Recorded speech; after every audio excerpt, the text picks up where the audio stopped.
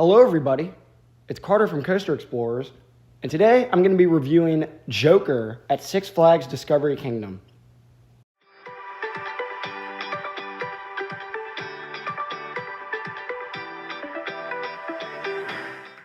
The Joker at Six Flags Discovery Kingdom is an RMC conversion of the old Roar GCI roller coaster, and this one seems to get a lot of hate amongst enthusiasts. I'm really not quite sure why that is, because this ride was fantastic. I absolutely loved it. Any RMC is a great ride, and this one is no different. Now, I might think a little bit too high of this roller coaster compared to others, because I actually prefer it to Twisted Timbers at King's Dominion. And I know that is a very unpopular opinion, but I'm going to get into that in this review. I got two rides in the very back row and one ride in the front row, and they were very different in terms of how the airtime was delivered. After you dispatch, you get a really fast acceleration, but not quite a launch out of the station.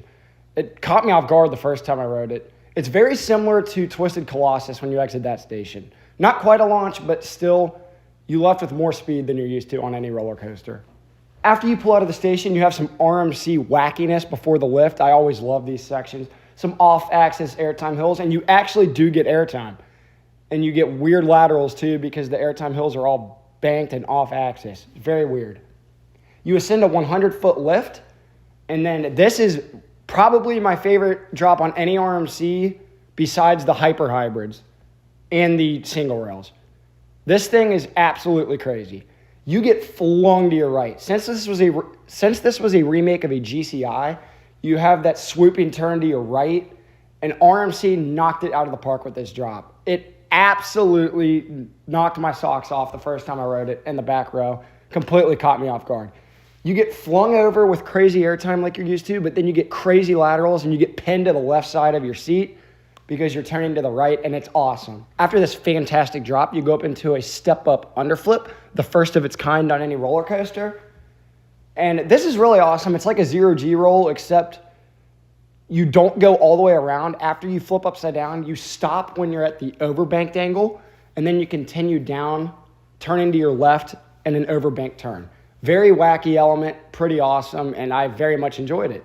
After this, you have my personal favorite element on the ride. It is a zero-G stall, and this is one of the best zero-G stalls I've ever been on. I've been on a lot of zero-G stalls, and this one is up there. The only two RMC zero-G stalls I'd say that are better that I've experienced are Goliath at Six Flags Great America and Air Force One at Fun Spot Atlanta. Those two I'd say are better than this one, but this one has a lot of hang time, so that's awesome. After that zero-G stall, this is when the ride unfortunately starts to meander around a little bit, and this is why enthusiasts typically say that this is the worst RMC. You go into the worst, and I mean the worst, wave turn ever after this zero-G stall. It is the most lackluster wave turn I've ever been on, and it gives zero airtime. You get a little airtime going up into the wave turn, but when you're actually in the wave turn, I was not out of my seat at all, and I had room. It was very disappointing. After that, you have a couple airtime hills. You do get great airtime. And then you have another lackluster turn, which is very weird to see on an RMC. Normally, it's like an outer bank, so you get airtime. This one's just a normal bank turn. Then you have a couple more airtime hills. Great airtime as always. Another lackluster turnaround. And then you have an awesome zero-G roll that is in the opposite direction that you'd expect after this turnaround. And the entrance is pretty snappy too, and then you get some nice hang time going through it. After that, once again, you have another lackluster turn, and then a couple bunny hops into the station, and those bunny hops provide fantastic airtime. Another thing I'd like to note that I love about this roller coaster is the paint scheme.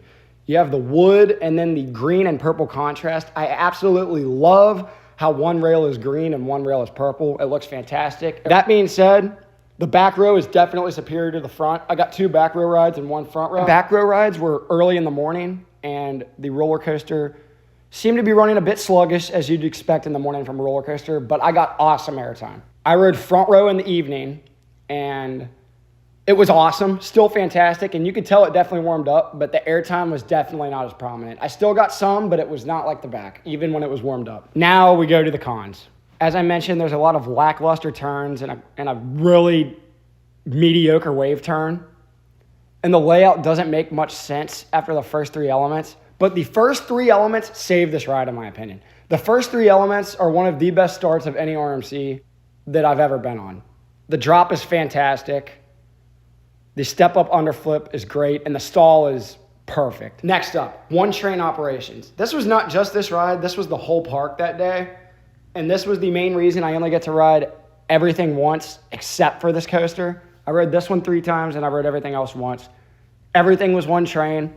And the staff didn't really seem to be going full force to get these trains out. I'm pretty sure at one point there was like a 7-minute dispatch on Joker, and that was after the train returned to the station. Like that's rough. That is absolutely unacceptable. So I was not a fan of that. I'm also not a fan of the brake run of this roller coaster. It's really weird. I know this is pretty nitpicky of me, but the brake run is way too long, especially for one train. There's just way too much happening, and you are getting scorched in that California sun. It is absolutely terrible. So that leads me to this question.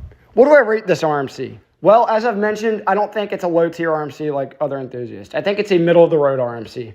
The first 3 elements are so good that it saves it, and the color scheme is also great. There's some bad elements, but for the majority, it's a fantastic ride, and I would love to have it at my home park. I think an 8 out of 10 is absolutely acceptable for this ride. It is a world-class drop. You've got some great inversions and great airtime. RMC goodness at its finest. You cannot go wrong with an RMC, even a middle-of-the-road RMC, or as most enthusiasts call it, a low-tier RMC. I disagree with that, and you need to not go into the Joker expecting it to be a low-tier RMC. That's what I did, because that's what everybody says, and I loved it. It's so good, and like I said, I prefer it to Twisted Timbers.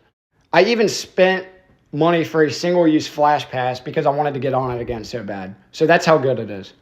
Anyway, I hope you liked this video. If you did, leave a like, maybe comment. If you want to see more videos like this, subscribe, and you can stay up to date with all our new videos that come out. And I'll see you in the next video. Thanks so much for watching.